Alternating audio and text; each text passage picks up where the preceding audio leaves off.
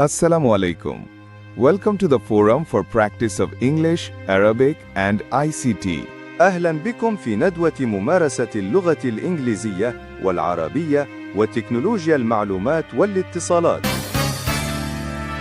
Raihan, from a street child to a garment factory owner. On a night of April 29, 1991, the sea roared like a furious beast outside Rehana's home in Patenga, near Chittagong. The wind howled through the tin and mud walls of their small house, and in its rage, the Bay of Bengal rose to devour the land. Rehana, her husband Rahim, and a few neighbors scrambled onto the corrugated tin roof as waist-high water surged through their yard.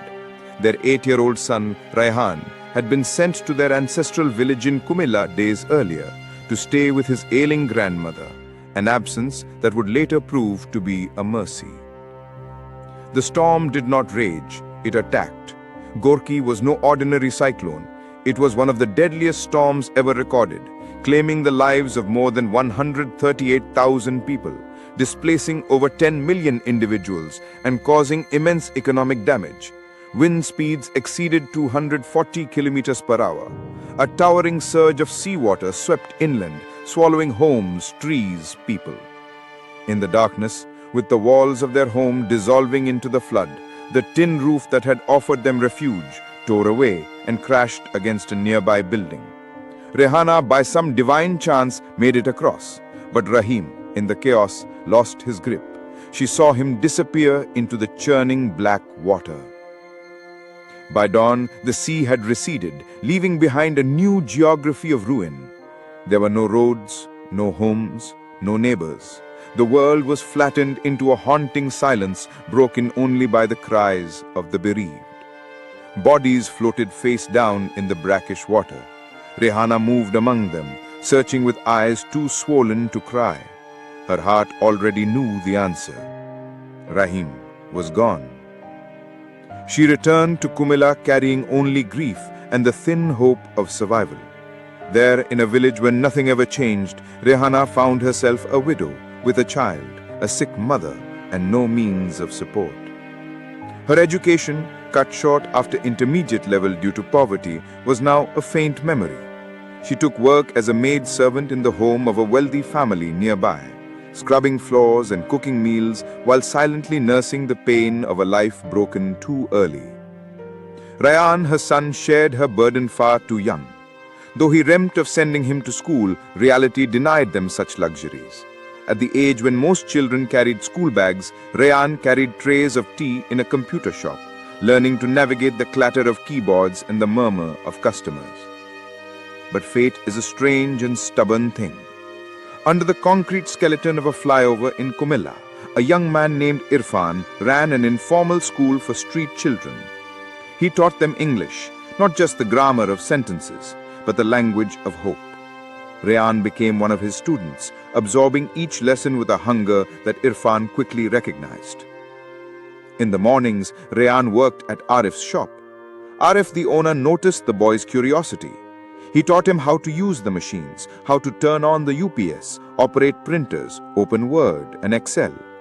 One day, when an HR staff Sharif came with a tedious assignment, 1,000 personalized letters to be generated from a datasheet, Arif showed Raihan how to automate it all in minutes. The task which Sharif believed would take 5 hours, Raihan completed in 5 minutes. That moment changed him. A new current stirred within his soul. He saw himself not as a servant to poverty, but as someone who could master machines, who could solve problems no one else could. For the first time, Raihan envisioned a future that belonged to him. He worked tirelessly, learning more each day. A year later, he passed his SSC exams. His mother, despite falling ill more frequently and losing strength, refused to let him abandon his education. She told him, "You must finish your masters. One day I will watch you graduate. Your classmates will take our photo. You will wear the gown. I will stand beside you." Raihan, torn between love and duty, searched for a way to ease her burden without betraying her dream. He applied for a job in the Kumilla EPZ. Positions for HR and merchandising trainees were being offered. Before the interview, he visited Irfan and asked for his blessings. Irfan, who had seen Raihan grow from a street boy to a confident young man, gave him his silent prayer. Raihan arrived at the factory for the interview. An HR staff brought all applicants to a waiting room where Raihan saw 5 HR staff laboring over preparing 1,500 personalized letters for all employees as part of preparation for the upcoming compliance audit. They were writing individual names, addresses, and financial information in the blank space of printed letter format. During the interview, Raihan mentioned that he can generate in 5 minutes all the 1,500 letters he saw HR staff laboring over in the waiting room. Skepticism gave way to astonishment. Then he was handed a real assignment. Seated before the computer in the MIS department, Raihan executed the task with the ease of a seasoned professional. Within minutes, the letters were done. Within the hour, he had a job. He didn't tell his mother the truth. Irfan advised him to say he had college classes and late work at the computer shop. She, still ill, would not have allowed him to take a full-time job otherwise. And so, Raihan began a new chapter. As a trainee in HR, then in merchandising, where his computer acumen shone even brighter. With each year came a new title: Junior Merchandiser, then Senior Merchandiser. Promotions followed like ripples from a stone cast in still water. Assistant manager, manager, and finally head of the merchandising department. He became the face of the factory to foreign buyers, traveling abroad, shaping deals, bringing pride not just to the company, but to a small, sick woman in Kumilla, who whispered prayers every morning before her son stepped out the door. In time, Raihan joined a foreign buying house as its country director. Later, he was offered by the owner of the buying house to establish a new garment factory, for which the owner would fund the venture and Raihan would be a partner, holding 40% of the shares. 2 years later, the factory stood ready and Raihan, once a street child and a peon of a computer shop serving tea, became its managing director. But if you were to ask Raihan about his greatest achievement, he would not speak of job titles or air travel.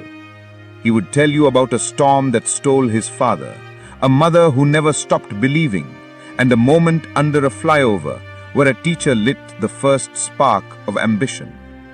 And maybe, just maybe, he would tell you about the day his mother wore her best sari, stood beside him in a convocation hall, and smiled through her tears as cameras flashed, capturing not just a graduation, but a promise fulfilled.